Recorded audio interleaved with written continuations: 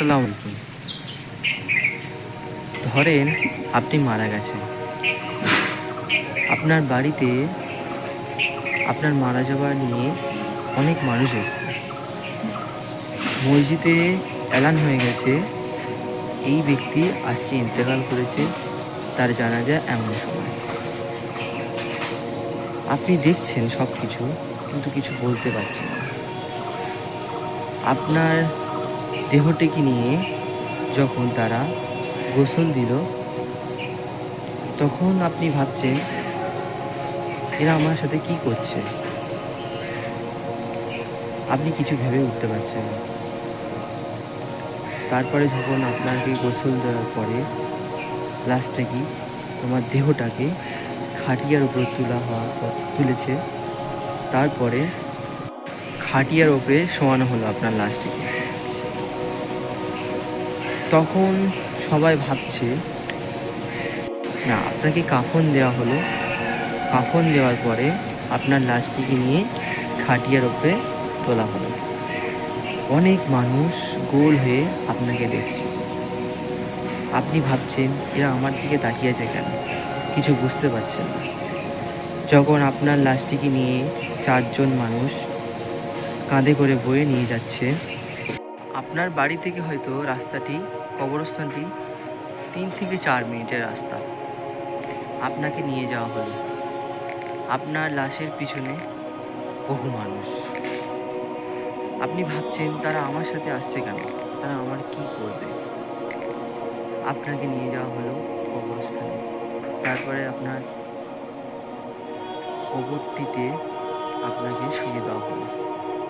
তার উপরে বাঁশ দিয়ে পুরোপুরি ঢেকে দেওয়া হলো। আপনি কিছু বুঝতেই পারছেন না, এরা আমার সাথে কি করছে।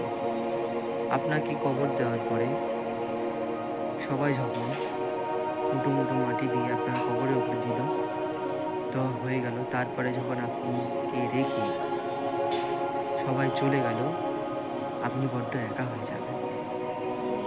তখন আপনার কবরে মুনকার নেকির নামক 2টি ফেরেশতা আসবে। তারা আপনাকে প্রশ্ন করবে, মান রব্বুকা, মান দীনুকা, মান নাবিয়ুকা। এই 3টি প্রশ্নের উত্তর আপনাকে দিতে হবে।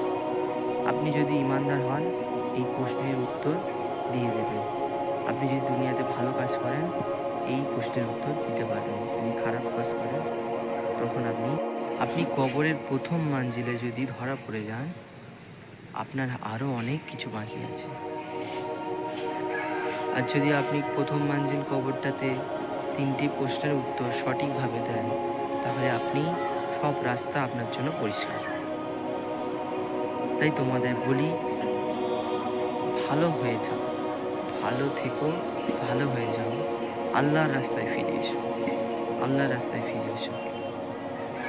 আমি যে তোমাদের কাছে এই ভিডিওগুলো বানাই, অনেক মানুষের কাছে হয়তো পৌঁছায় না। যাদের কাছে পৌঁছায়, তারা দেখো ভিডিওটা এবং অন্যকে শেয়ার করো। আমি যে ইসলামের পথে এসেছি, এই ইসলামের ভিডিও বানাচ্ছি,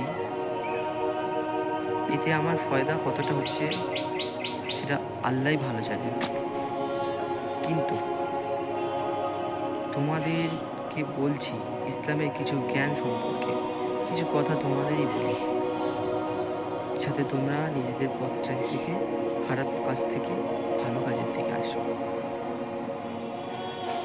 তাই আমি যদি তোমাদের কাছে কোনো ভুল কিছু বলে থাকি, ছোট মানুষ হিসেবে আমাকে ক্ষমা করে দেবেন। আর আমার কথাগুলো যদি ভালো লাগে, নিশ্চয়ই আপনারা নিজেদের মাথায় নেবেন। আল্লাহ হাফেজ।